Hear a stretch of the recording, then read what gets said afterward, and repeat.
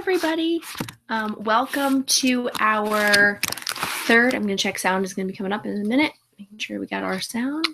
Okay, we are good. Okay.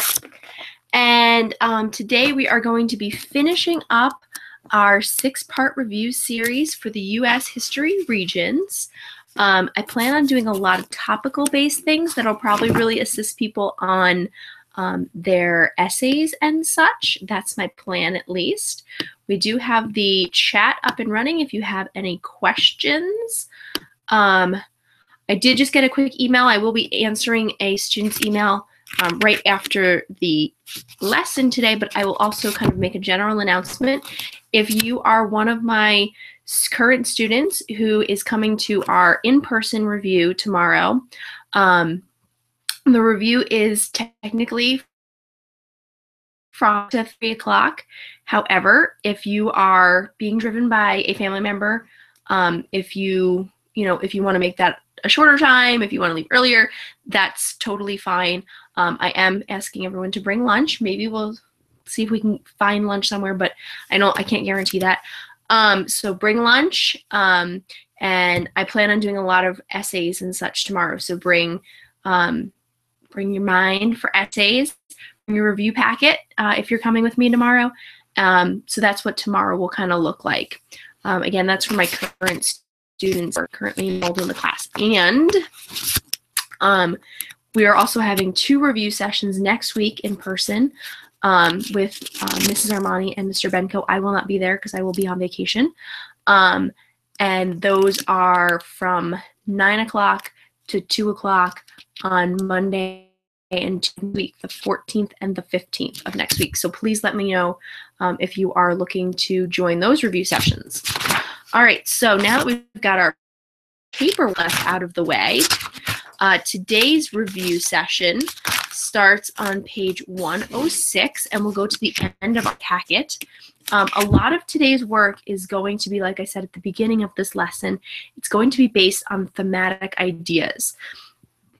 So we're going to talk about current world stuff, but then really look into like Supreme Court cases in general or laws in general and kind of look at all the stuff we've kind of been covering and how do they kind of relate to each other. And that's the sort of thing we're going to see on a thematic. The multiple choice questions are much more like what we've done for the last 5 weeks, kind of fact-based, do you know this kind of a question, where the essays much more are covering a broader spectrum of can you compare and contrast, can you analyze things that have happened through American history. So in our packet, the end few pages go very much into these charts and such. That's a really great way to prepare for those essays. But we'll get into that when we get to those essays. I'm going to try to cut out 15 minutes, pages 106 to 123, I think. Yeah, 123, in about 15 minutes worth of time. Because I do want to spend so much time on those thematic ideas. And the more modern stuff the modern stuff that we're looking at today is looking at from the 1960s, 1970s, even 1980s, up until today. And we don't see a huge amount of that being tested. So I'm going to purposely skip a few things that I just don't necessarily as important in the packet. With that said, the first thing that we do have on there is President Gerald Ford. So he came to be the president after Nixon had to resign due to the Watergate scandal. If you remember, we talked briefly about Watergate last week.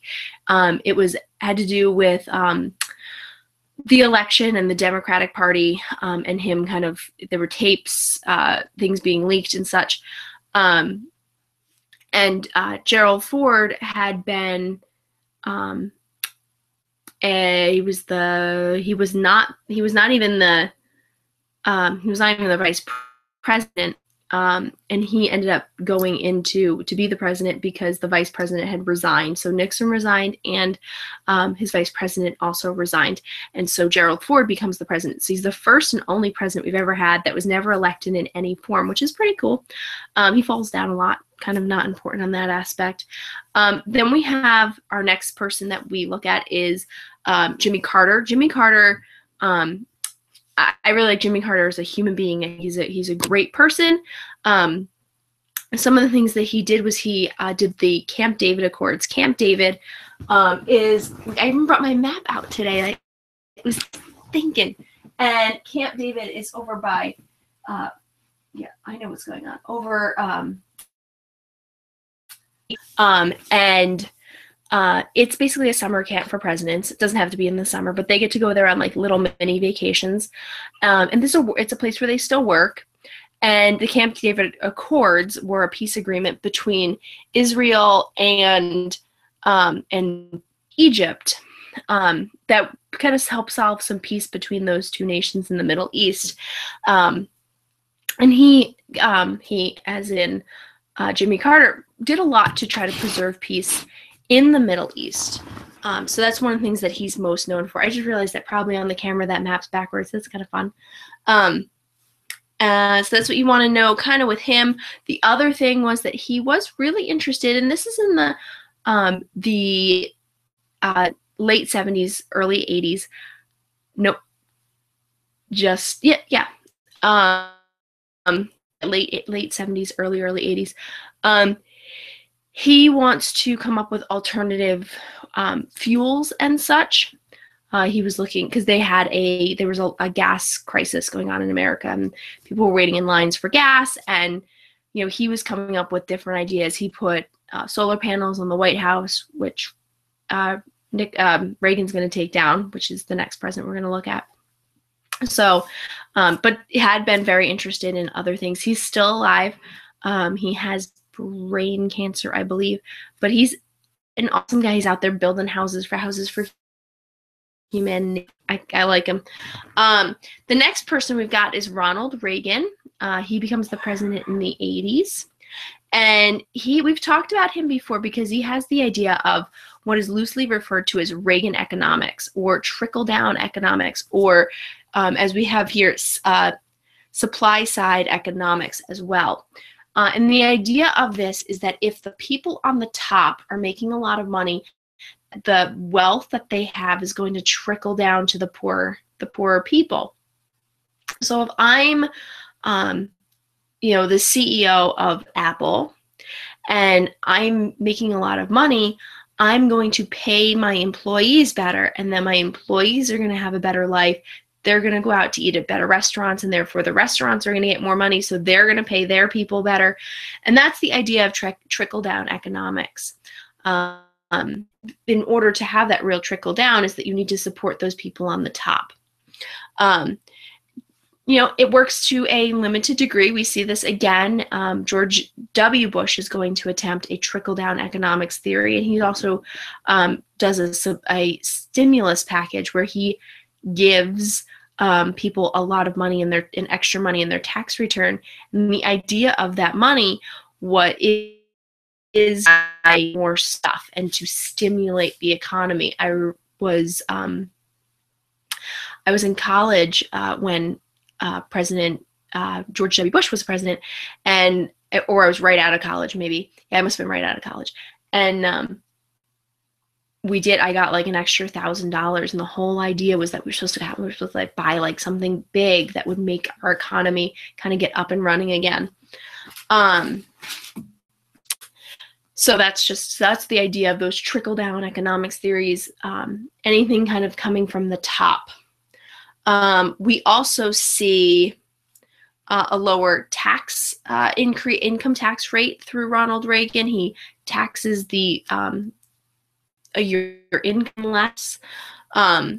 Let's see, we also have the fall. We've been talking a lot about communism, and we've been talking a lot about containment.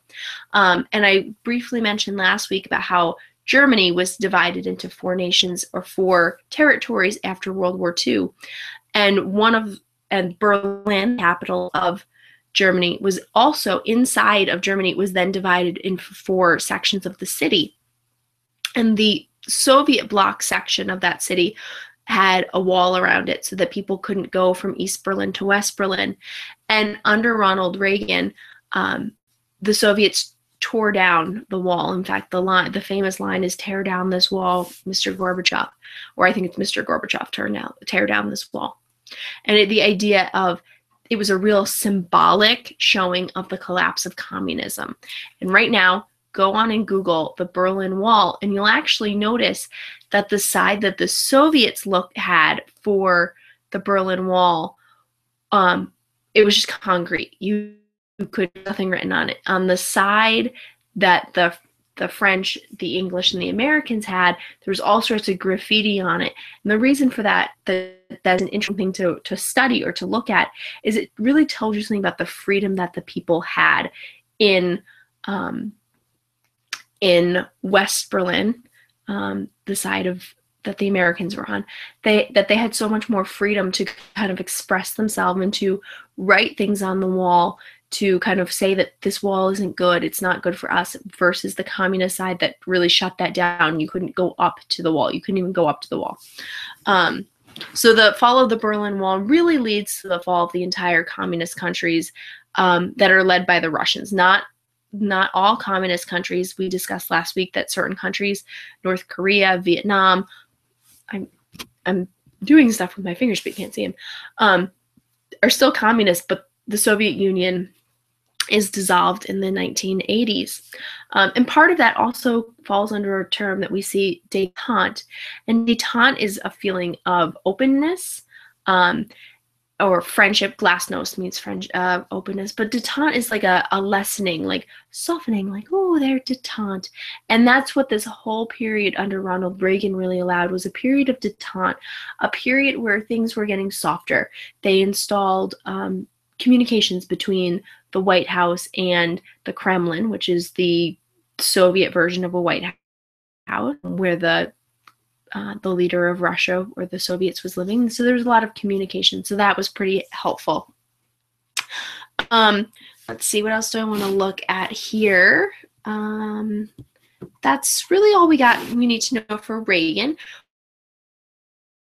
We get into the thing during George Herbert Walker Bush, H.W. Bush, in the 1990s. Under him, kind of the big thing was a man named Saddam Hussein had invaded a small country in the Middle East called Kuwait.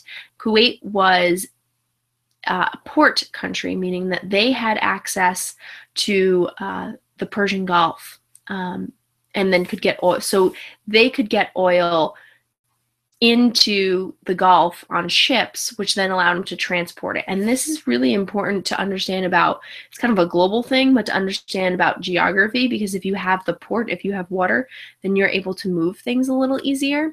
And so that's what they were able to do in Kuwait. And Saddam Hussein had invaded that tiny little country. It's like a little tiny heart. You can look it up.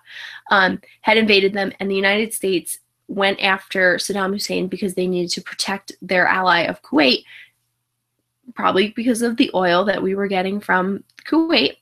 And so this leads to Operation Desert Storm. Okay, so I've got a question on when did trickle-down happen?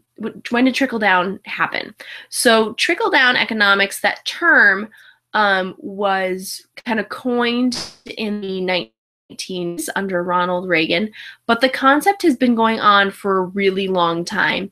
I don't know when I would say that I would say the term trickle-down economics came out in the 1980s, but we also see it still today. In fact, during the election this previous year, Hillary Clinton, during one of the debates called What Trump Wanted to Do, trumped up trickle-down economics, kind of making a play on this term of trickle-down economics. So it's something that we still see today.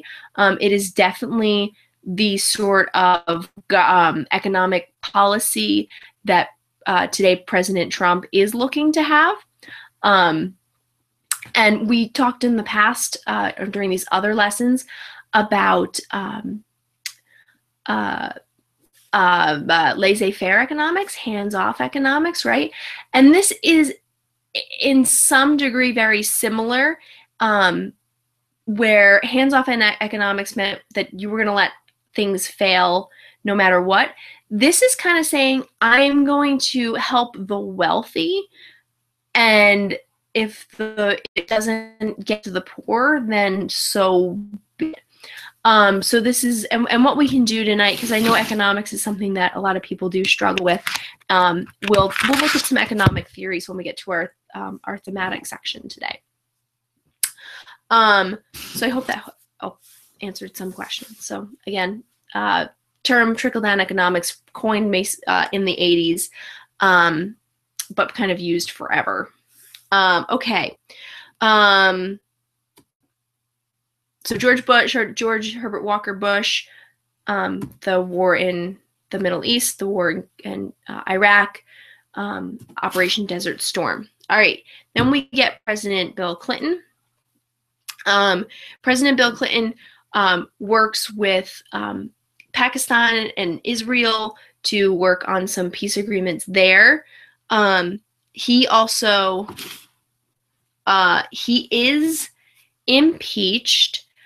His impeachment had to do about lying under oath. And impeached not mean that you are removed from, so he never was being our president. And so that happened under him, but that you're not really going to see that for the most part on the exam. One thing you might see is NAFTA, the North Atlantic Free Trade Agreement. And this means that the all of North America, right? So you got America, and then we got Canada and Mexico. They would basically have no borders between them economically for trade. And that's what that has to do with, that we would be working with Canada, or I'm doing it backwards. I shouldn't even use my map. Apparently messes me up. Mexico and Canada to increase our trade with these countries, as well as, because it's Atlantic, it's going to allow for better trade relations with most of Europe. So most of Western Europe will also have easier forms of trade between the United States and Europe. So we're going to have kind of a unified North America and also a unified Asia, or my goodness, I'm going crazy. Europe, as far as trade goes. So it makes trade between those nations much easier. And that's something that Bill Clinton did. All right, so that's really all I need to do. I'm actually only 1 minute away from where I want to be today, which is great. The packet that we have does not really talk about anything about President Bush, George W. Bush. It's not President Obama, and it does not talk about Donald Trump. Now, those are all things that are all possibilities, but probably slim pickings for a possibility. I would say the biggest thing you might see as far as any of those three presidents would be President George W. Bush and September 11th. Understanding maybe what September 11th is. So September 11th that took place in New York City, Washington, D.C., and a plane was also landed in central Pennsylvania, and it was crashed. It wasn't landed, it crashed. The terrorist attack was brought out by Osama bin Laden and Al-Qaeda, a terrorist organization that I talked a couple weeks ago about, that we had originally supported Osama bin Laden because he was fighting the communists. So that's maybe the only thing you might see. I've seen a couple of kind of political cartoons about President Obama or President Bush in there, but I wouldn't worry too much about kind of those three presidents. I don't think you're going to see anything about Trump. It's too early even for Obama. So again, maybe September 11th, that would be kind of it. All right. So let's get into some answers here. So on page 108, we've got, I'm going to just take this in front of me. Number 1 is L, or is it I? L. L. 2 is M. 3 is N. 4 is O. 5 is P. 6 is H. 7 is I. 8 is J. 9 is K. 10 is Q. 11 is R. 12 is A. 13 is B. 14 is C. 15 is D. 16 is E. 17 is F. 18 is G. 19 is S. And 20 is T. Something that might have really confused you, 15 and 16 was the Gulf War and the Iraq War. They both do take place in Iraq. The Gulf War was the war I was referring to in the 1980s with George Herbert Walker Bush, with Saddam Hussein when he invades Kuwait. We call it Operation Desert Storm. We call it the Gulf War. Again, it's technically, just like Vietnam, it's technically not a war because Congress never declares war. But then the Iraq War is referring to the war that his son continued or started in 2003, where there was an attempt to remove Saddam Hussein from Iraq as a evil dictator. And he is captured and killed. So those are very, very difficult. And I can't imagine you would ever see those being compared. And then we also had a couple things that we didn't talk about there. We didn't talk about Star Wars, and that is kind of an important one. So 7 was I. Talking about, this was an idea that during the Soviet Union, we'd be able to have a kind of a shield, or like I envisioned it as like some kind of like bubble. But it would be, but it was like a, but it's more like a laser that would be able to shoot down weapons coming into the United States. And that's an interesting one. Again, it's a very Soviet era type thing where we're very scared. Americans were very scared of a nuclear attack on the United States, because that, that was the idea. If there was a nuclear weapon, we'd have to hide. So that's an interesting one to kind of look up. Even if you have some extra time, look up Star Wars for as in the, like, not the movie franchise, as far as a defense system that the United States was looking into getting into. As far as the critical thinking page, I'm not going to cover this today. If you're one of my current students, I would kind of like to go into that a little bit tomorrow if we have some time. But I'm not going to go into it. I looked through them all, and I just didn't think that for today's use that was necessarily something I wanted to spend time on. So now we're going to go on to page 101. And then I'm just going to read off a couple things real quick here. So we got Ralph Nader is 12, Betty Friedan is 13, Madeleine Albright is 14, Al Gore is 15, Muhammad, I knew I could say this today, and I knew I was going to mess it up. Ahmadinejad is 16, Saddam Hussein is 17, Slobodan Milosevic is 18, Osama bin Laden is 19. Yasser Arafat is 20, Richard Nixon is 1, Bill Gates is 2, Henry Ford is 3, Jimmy Carter's 4, Reagan is 5, Mikhail Gorbachev is 6, George H.W. Bush is 7, Bill Clinton is 8, George W. Bush is 9, and Barack Obama is 10. All right, so that is that section. Again, I did the characters and things, and I thought on page 113, I did think one of the best things on there that I thought was when you had to group people together, and I thought the key thing was for cabinet leaders and social leaders. I actually put Al Gore under both categories. He was technically a vice president, which is a member of the cabinet, but he became a social leader for the environmental movement. So I put him in 2 places, and I can certainly go through those later if we have a lot of time, but I do want to get so much into those main topics for today that I don't want to stress that section right now, if you don't mind. So I'm going to get into the multiple choice real quick.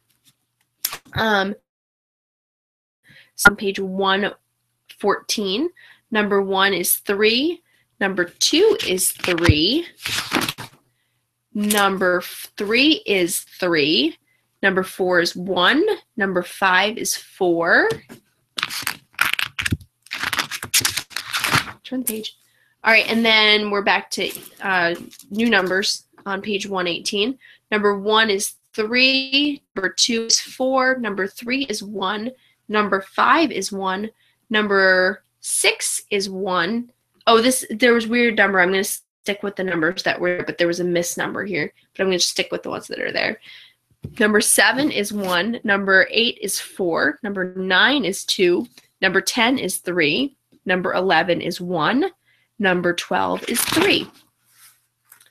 Number 13 is 3, number 14 is 1, number 15 is 2, number 16 is 4, number 17 is 2, number 18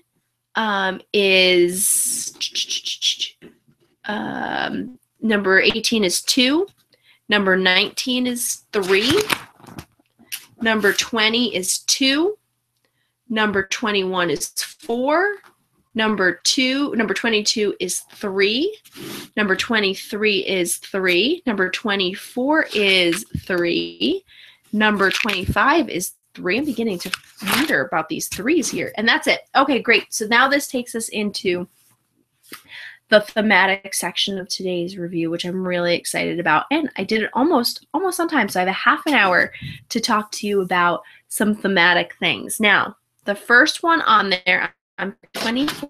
And if you are not currently enrolled and you want a copy of this, just email me at kbidelspa, BIDELSPACH,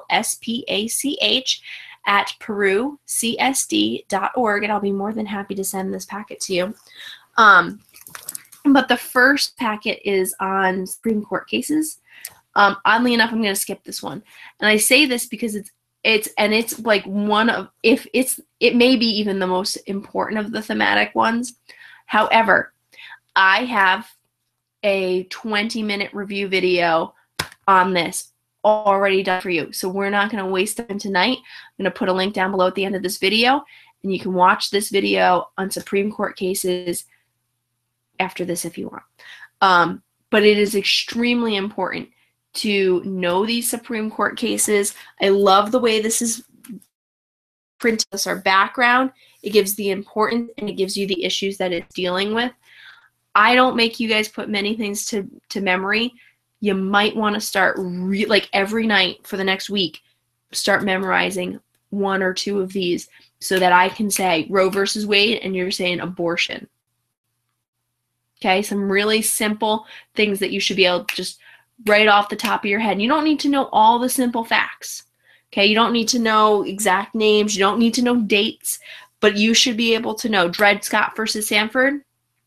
That's about blacks or brown. So you want to be able to answer things just like that and get, so watch my video on that. I'll put a link below. I'm not going to waste any more time on it. All right, here we go. So now we're looking at page 126, and we're looking at documents in U.S. history. Let's take a few minutes to take a chat here. Okay, so we've got a lot of important documents in the United States history. And again, like I said, these thematic things that we're looking at tonight are possibilities for Regents essays. So the Regents does like to talk about not only documents, but important things that have been cut, including books. Okay, so the ones that we've got here are by far the most important ones we could have out there. So let's take a look at them, make sure we understand them. So the first one, we talked about this on the first or second night, and that was the Virginia House of Burgesses, or the Mayflower Compact. They are 2 separate things, right? So we've got the Mayflower Compact takes place up here in Massachusetts. The Virginia House of Burgesses takes place down in Virginia, hence the name. But what we see here, what this has to do with, is it's the first form of a representative government in the United States of America. The Mayflower Compact was written by the Pilgrims coming over on the Mayflower. Before they got off the ship, they came up with their rules and regulations that would take place when they get into the colony. It's also the same that the House of Burgesses is in Virginia. The House of Burgesses is kind of like a Congress in Virginia, takes place long before the United States of America exists. So that's what's important about those. I understand that neither one of those are necessarily, there are documents to them. But the idea of those being key moments is what you just kind of want to know. Okay, and then we have Common Sense. Okay, this is the book or the pamphlet. And I say pamphlet, and you and I are thinking like, oh, I'm going to go to the Wild Center and I got a pamphlet. No, it's like this thick of a pamphlet. I mean, this is it's like a small book. And this pamphlet told the colonists the importance of how we should be able to run our government ourselves. So previous to Common Sense, people just assumed, oh, we're part of England. We're going to remain part of England. There's nothing we can do about it, even though we're being mistreated. Common Sense said, that doesn't make any sense. If you're being mistreated, then you need to get out of the relationship you have with this other country. If England is not protecting you, to break up with England. So it becomes kind of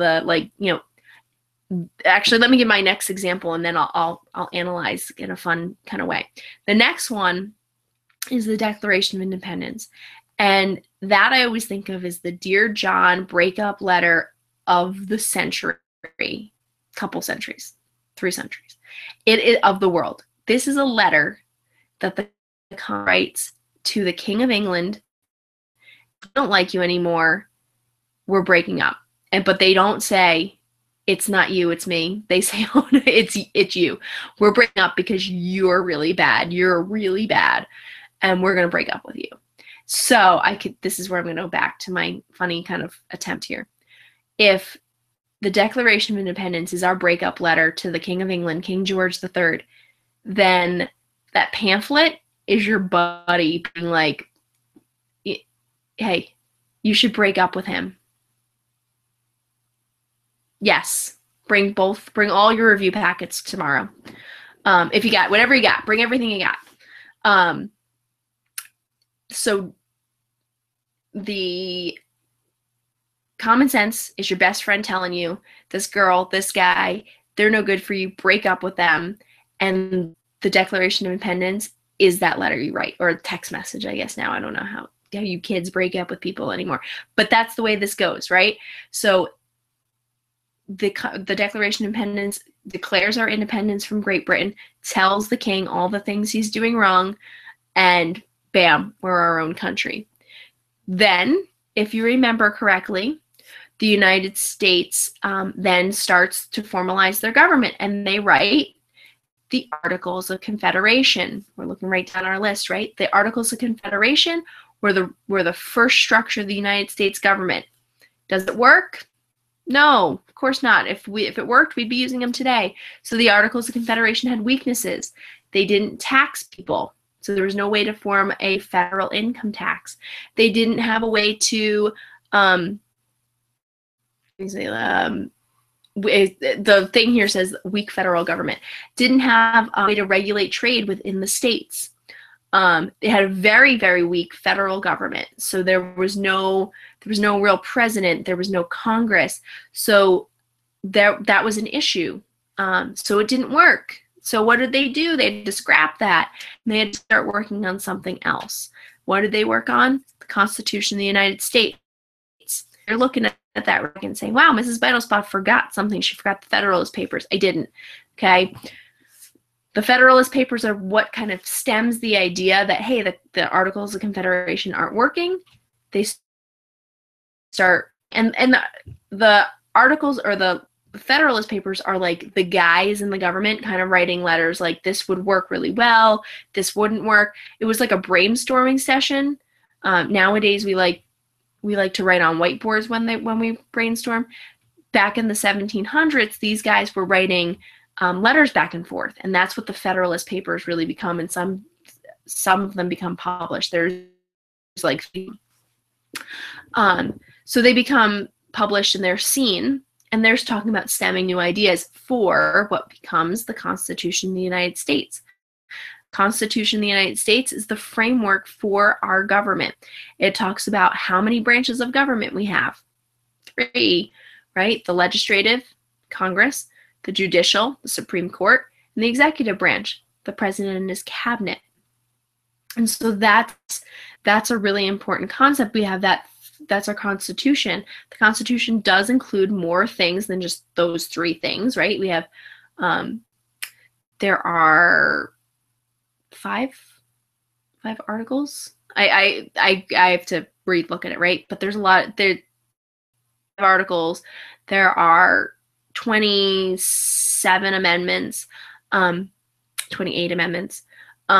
So there's lots of things that are in the Constitution, but it's the structure, it's the framework to what our government is. It tells us we have a president. He or she can be of this age, okay, and live in the country of the United States, naturalized. So it's all of this sort of thing. It gives us our rules and regulations. Anything the government does, bam, we bring out the Declaration, or we bring out the Constitution. It's like that handbook at your school. Like, oh, I wasn't allowed to do such and such in the hallway. Well, okay, I'm going to look in the handbook. Is there a way I can get out of getting in trouble? Not, right? But that's the way the Constitution is written. All right, next one, we have our Monroe Doctrine. This is the dog peeing in the hood, right? Dog pees in the neighborhood to mark his territory. The Monroe Doctrine was the United States marking its territory in Latin America. It's not on the actual map, right? But that's where it would be. It's talking about how European countries are not allowed to be in Latin America or South America, Central or South America. And if you do, if you're a European country and you're going to come in and you're going to try to gain a new territory in South and Central America, well then what? You know what? You're going to have to answer to the United States of America. Booyah. Okay, I'm not cool. Okay, so that's the idea.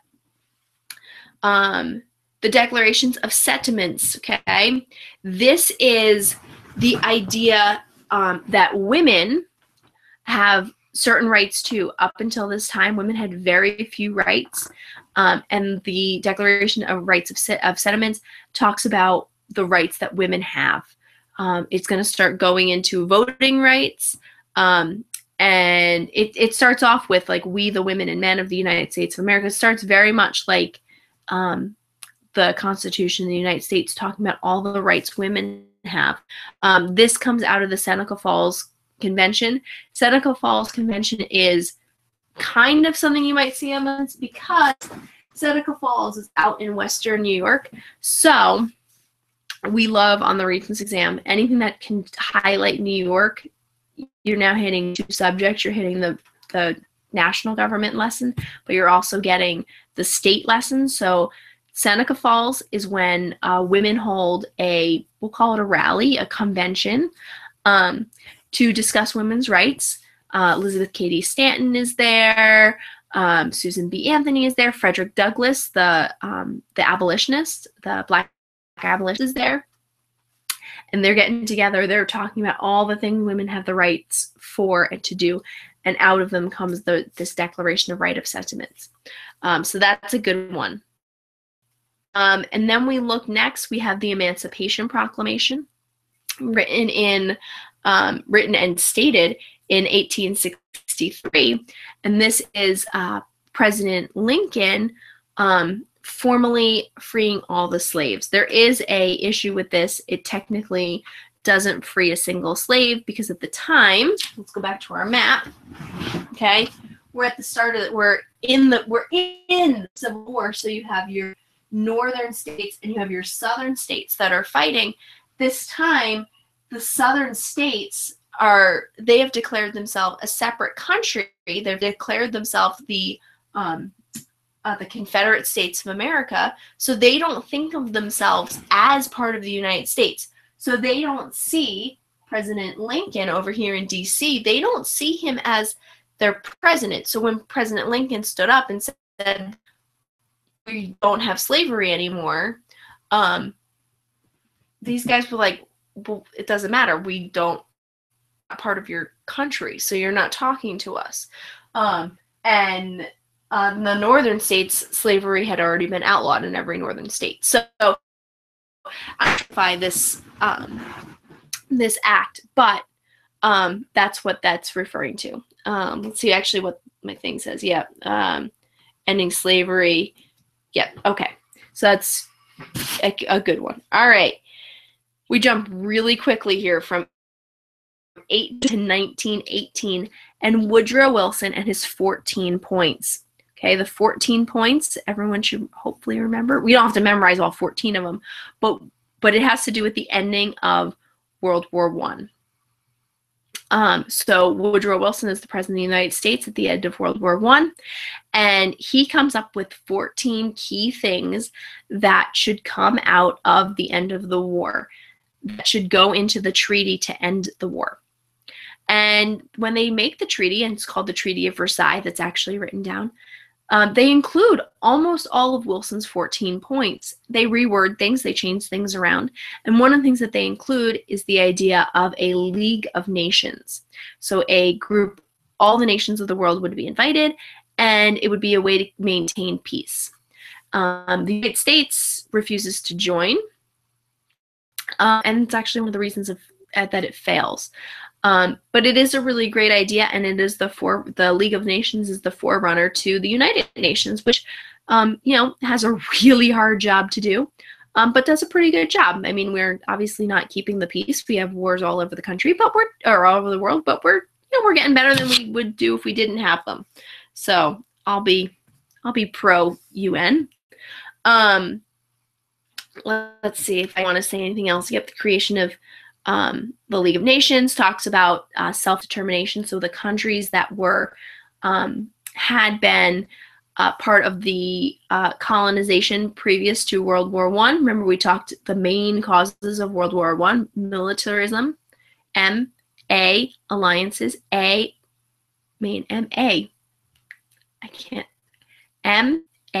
alliances. Imperialism is the I, and that's when one country owns and controls another country. And nationalism, that extreme love for one's country. So the idea here is you're Tanzania, a country in Africa. You were owned by the Belgians. At the end of World War I, you should become Tanzania. You should be owned and controlled by the Tanzanian people. I don't know why I picked Tanzania. It just came to my head. And so that's that one. The next document we got on there is the Atlantic Charter Speech. So notice, if you haven't noticed, a lot of these are speeches, but they're working just for the sake of argument here. And we have here, it's an agreement between Winston Churchill, who was the Prime Minister of England, and FDR, Franklin Delano Roosevelt, the President of the United States, talking about building a lasting peace after World War II. And this establishes and promotes, again, the 14 points of Wilson, and really tries to instill that concept should work, that we should have. You can hear my cat. Jasper, pss, pss, pss, come here. He wants to go outside. He's not allowed out at night. He's going to come up. He's going to visit. No, he's not. Okay. And then we have Martin Luther King's I Have a Dream speech. And this is a speech he gives on the steps of the Lincoln Memorial, talking about how he has this dream that one day this nation will be able to have white children and black children equal to each other, that they'll be able to be friends with each other, that they'll be able to do everything and anything they've always wanted to do, regardless of the color of their skin. Very hopeful speech. And then the last one we have on this paperwork here is the Gulf of Tonkin Resolution. And this is what comes out of to get us involved in Vietnam. So this is given by President Johnson, and he gives the U.S. troops kind of the authority to go into Vietnam. That's what that's about. All right. A couple other things that we don't have in here that I've seen quite a bit. is The Feminist Mystique by Betty Friedan. She was one of our vocab words today.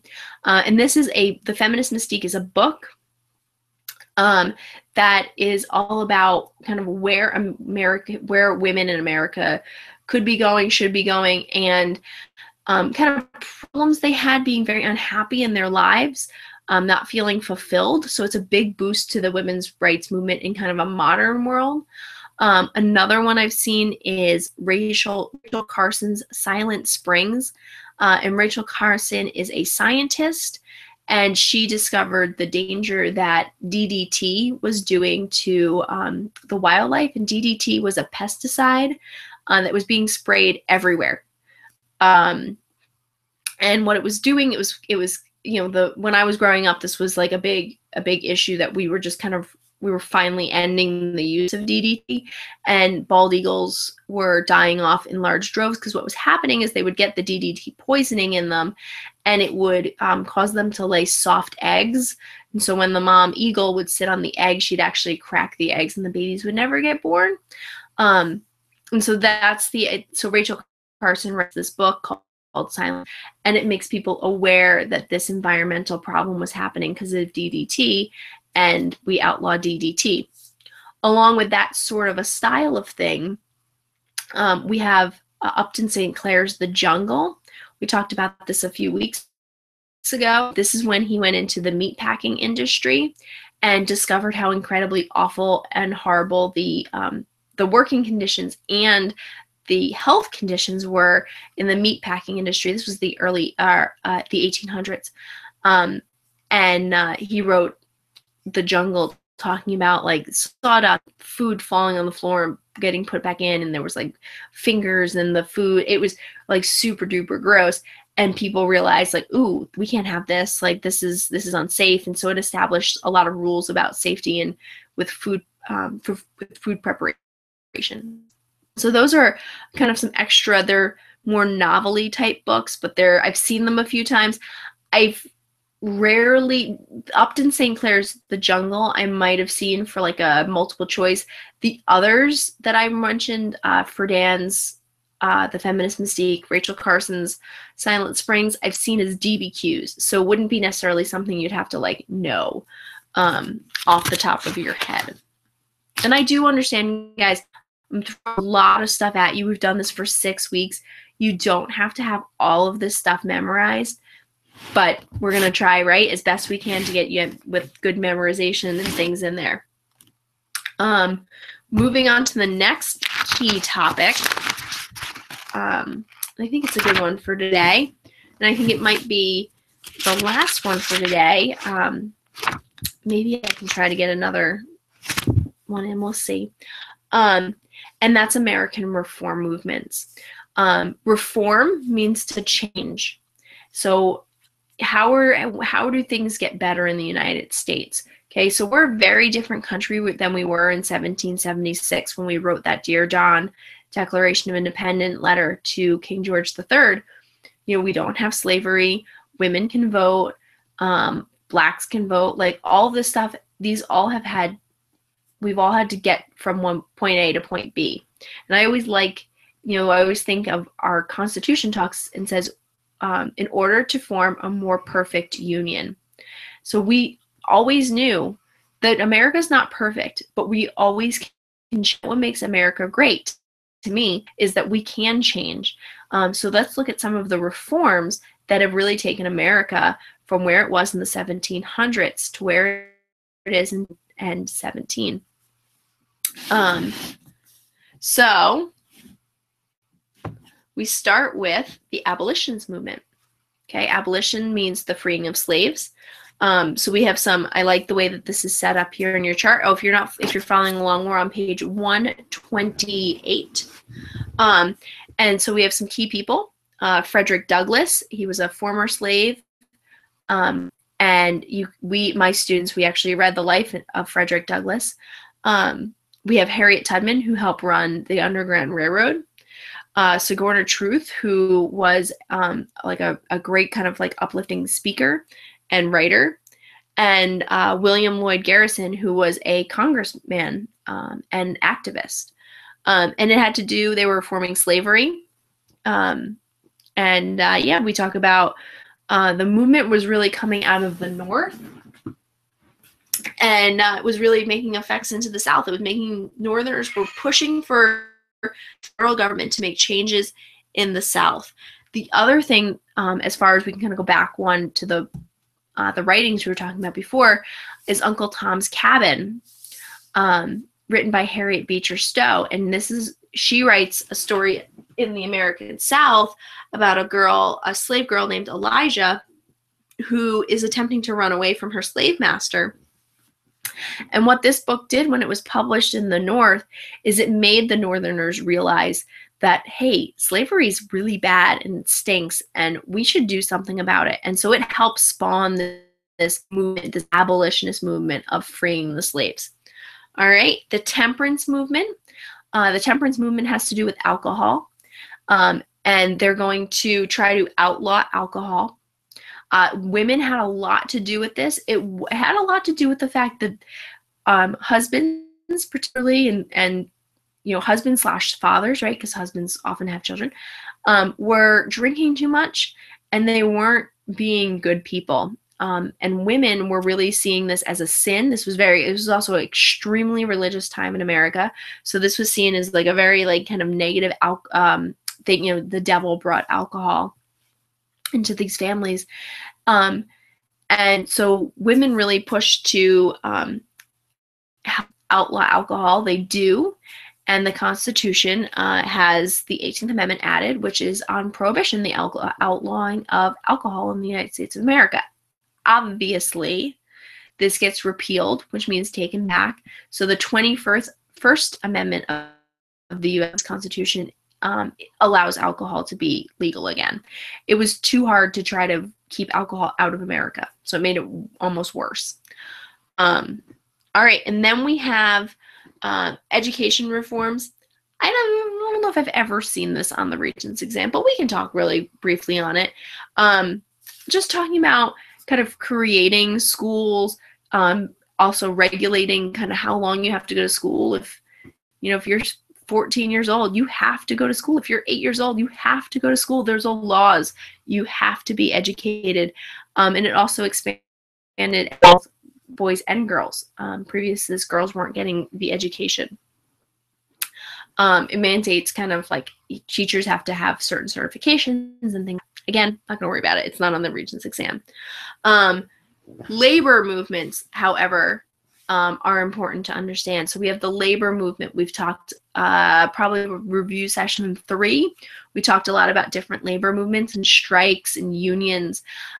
This comes out. We have got Samuel Godstopper and Terrence Pawlowski, who are rights. They're trying to reduce hours that people are working. They're trying to get fair wages so that you're making a decent pay. They're trying to do things for children in the working conditions. Children have, obviously today, even children have different working rules and regulations than adults have to. And it kind of does go along with the school that we were talking about. Children still have to go to school, even though they're working. Then we have the women's rights movement. We already talked a little bit about this day when we talked about Seneca Falls Convention. So they have women get together in Seneca Falls, New York, hold a convention. Out of that convention comes the rights of settlement, talking about where women are going to go in the United States, meaning like what's their future look like, what rights do women have. And they also work to gain suffrage for women. And suffrage means the right to vote. So they passed the 19th Amendment under the women's rights movement, giving women the right to vote, which is awesome. And then we move into progressivism. And this is talking about big powers and men like Theodore Roosevelt getting in and trust. He's the trust buster. He's breaking up big businesses. When I gave this example, I talked about, although the time difference is off. Okay, this takes place in the 1800s. My example is going to be today. I gave examples of like a war where they kind of they come into a town and they own a lot of stuff. These big businesses in the 1800s were doing kind of a Walmart type of thing where they were coming in, they were putting everybody out of business, and President Roosevelt, along with other people, came in and they were busting them down. Like, you can't be this big. You're too big of a business. You can't control all the steel industry. The Rockefeller steel. You can't own every steel company in the United States. We're gonna bust you down. Be smaller companies. Yep, and oil. Rockefeller's oil. All right, and then we have our civil rights movement. So abolitionist movement, civil movement, they're both referring to African United States, but they are very different. The abolitionist movement is outlawing slavery. Civil rights is now taking the African Americans in the United States and making them equal to the whites in America. And that's when you get Martin Luther King, the I Have a Dream speech. This is when the African Americans had the right to vote since the Civil War. However, they weren't going out to vote because they were being beaten up. They were being lynched, so being hung. They were, it was just awful for them. So there's my cat Jasper here. Everyone wants to see Jasper? Who doesn't love a good cat video, right? That's what the internet was invented for. So this is Jasper. Say hi to everyone on the internet. Okay. I think my dog got jealous. Let me put this down. Okay. So that's what the civil rights movement has to deal with, the treatment of the African Americans. They're free. This is the 1960s. So if you're looking at 100 years after the Civil War, I'm always baffled by that. Always baffled. It takes 100 years for African Americans to actually vote. So they had the right to vote, but they didn't vote for 100 years because it was so incredibly hard for them to actually go and vote. Like, whoa, how does that happen? And this is also desegregation of schools happens at this time. Brown versus Board of Education. Watch the video on Supreme Court cases. You'll see that one there. And yep, so that's all that sort of stuff. And then our last one is consumer and environmental movements. This one, I've very rarely seen this one either. This talks about consumer protection. This is things that we have today that we oftentimes see as just obvious. Seatbelts in the car, airbags in the car, things that make us safer. And kind of on all products, you pick up almost anything and there's probably a warning label on there, and that's coming out of this consumer movement by a man named Ralph Nader. He also ran for president, and kind of trying to protect us through our goods and services. Whew. Okay, so that is that for today. I know I have a bit more here. We have touched on a lot of the other things in this review, these thematic, but okay, I'm gonna end here for tonight. Again, if you are currently enrolled student of mine and you're coming to our Regents review tomorrow, I look forward to seeing you. We're gonna have a good time. It's gonna be a long day.